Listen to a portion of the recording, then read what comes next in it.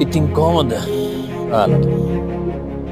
අද අප්‍රේල් 20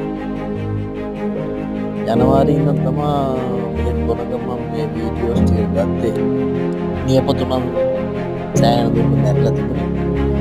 කියන්නේ ඉතින් මේ මගන්දලා රෝගීට ගන්නකොට තමා මේ නියපොතු මැරෙන්න ලකුණු. දැන් මම මේකට ආයුර්වේද ප්‍රතිකාර කරන ගමන් තමා මේ වීඩියෝස් ටික දැම්මේ.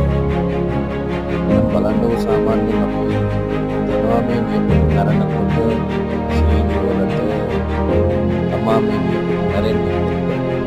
ඇත්තටම බලුවොත් සීනි ක්‍රියාවක් වෙන්න පුළුවන් ශරීරය අභ්‍යන්තරයට අවශ්‍ය ආහාර මෙදවිය තමයි. ඒ වුණාට ඇත්තටම බලුවොත්